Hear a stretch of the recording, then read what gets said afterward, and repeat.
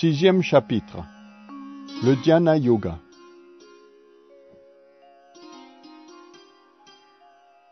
Le Seigneur bienheureux dit: il est le sannyasi, le vrai yogi, celui qui s'acquitte de ses devoirs sans attachement aucun pour les fruits de ses actes, et non celui qui n'allume pas de feu, qui se retranche de l'action. Sache-le, ô fils de Pandu, il est dit qu'on ne peut séparer le yoga, la communion avec l'absolu, du renoncement, car sans abandonner tout désir de jouissance matérielle, nul ne peut devenir un yogi.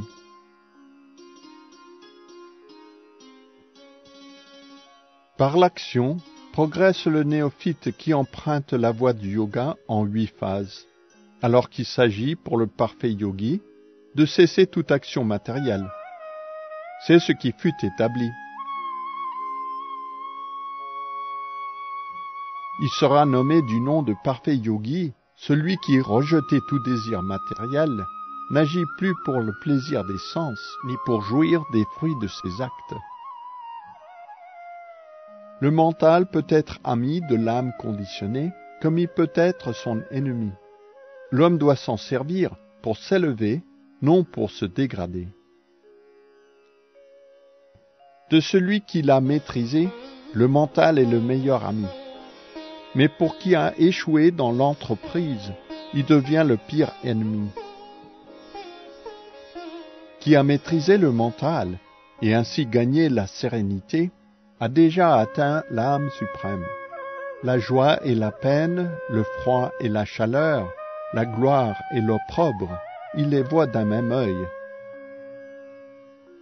On appelle yogi, âme réalisée, l'être à qui la connaissance spirituelle et la réalisation de cette connaissance donne la plénitude.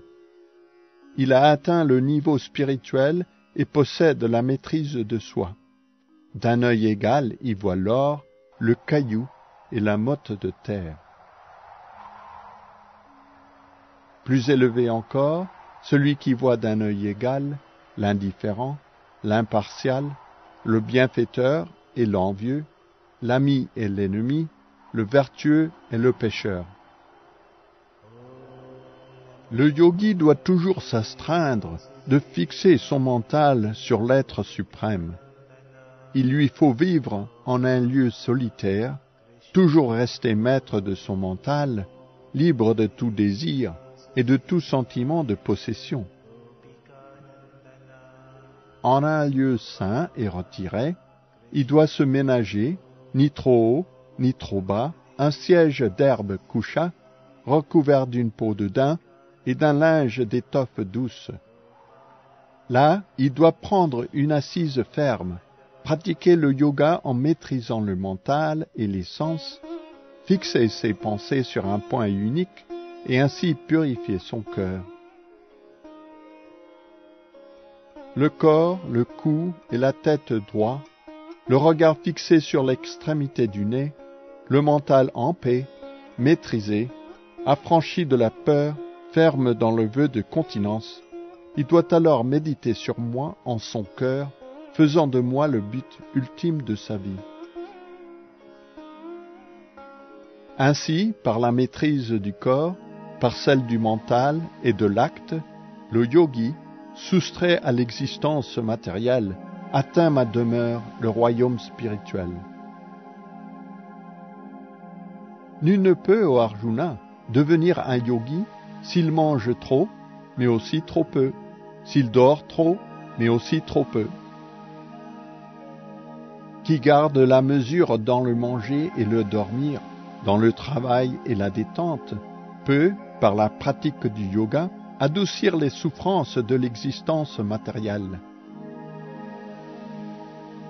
Quand, par la pratique, le yogi parvient à régler les activités de son mental, quand, affranchi de tout désir matériel, il atteint l'absolu, on le dit établi dans le yoga. Maître du mental, le yogi demeure ferme dans sa méditation sur l'être suprême, telle une flamme qui, à l'abri du vent, point ne vacille. L'être connaît la perfection du yoga, le samadhi, lorsque par la pratique, il parvient à soustraire son mental de toute activité matérielle. Alors, une fois le mental purifié, il réalise son identité véritable et goûte la joie intérieure. En cet heureux état, il jouit, à travers des sens purifiés, d'un bonheur spirituel infini. Cette perfection atteinte, l'âme sait que rien n'est plus précieux et ne s'écartera pas désormais de la vérité, mais y demeurera, imperturbable, même au cœur des pires difficultés. Telle est la vraie libération de toutes les souffrances nées du contact avec la matière. Une foi et une détermination inébranlable doivent accompagner cette pratique du yoga. Le yogi doit se défaire sans réserve de tous les désirs matériels engendrés par le faux ego, et ainsi, par le mental, maîtriser la totalité des sens.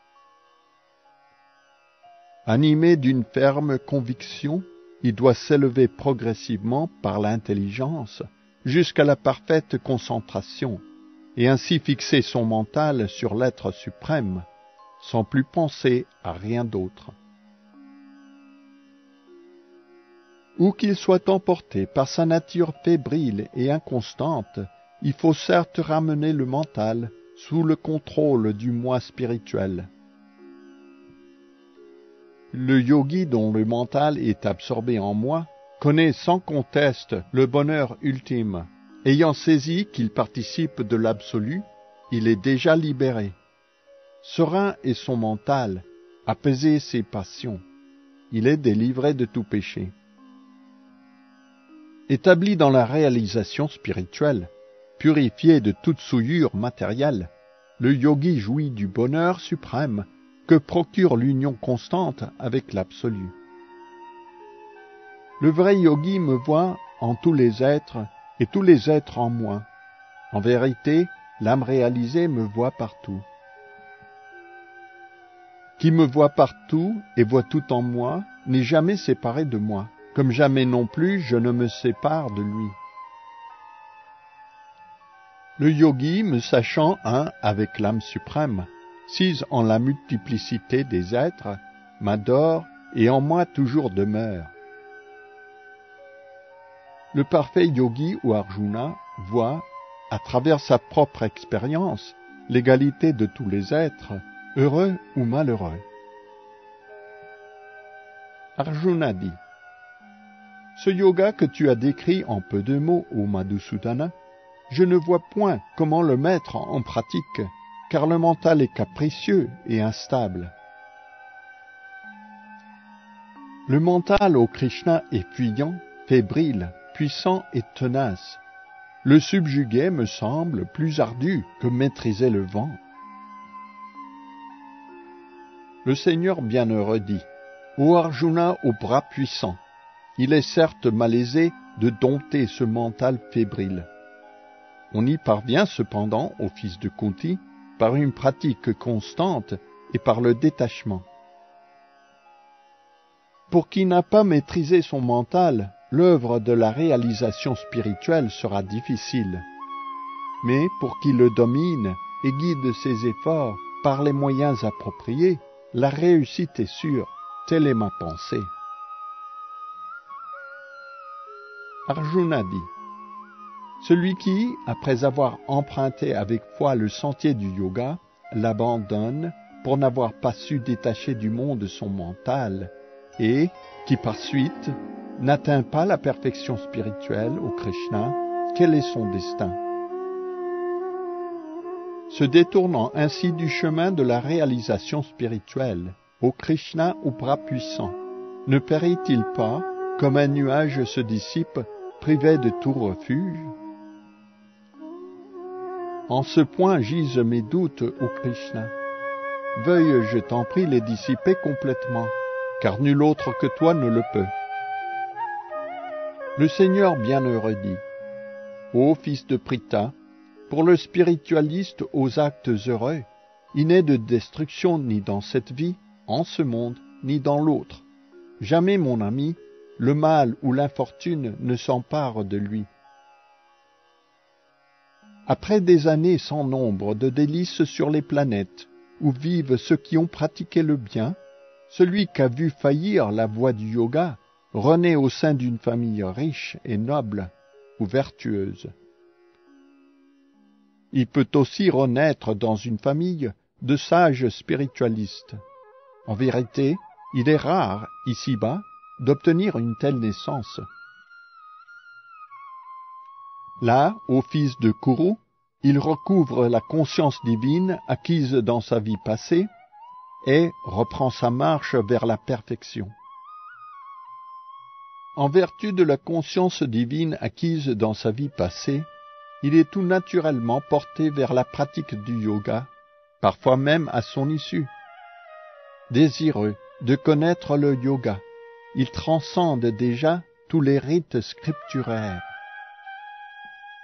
Que le yogi, purifié de toute faute, s'efforce de parfaire sa réalisation spirituelle, et il atteindra enfin, passé de nombreuses vies d'intenses pratiques, le but suprême. Le yogi est plus haut que l'ascète, le philosophe et l'homme qui aspire aux fruits de ses actes. En toutes circonstances, sois donc un yogi ou Arjuna. Et de tous les yogis, celui qui, avec une foi totale, demeure toujours en moi et m'adore en me servant avec amour, celui-là est le plus grand et m'est le plus intimement lié.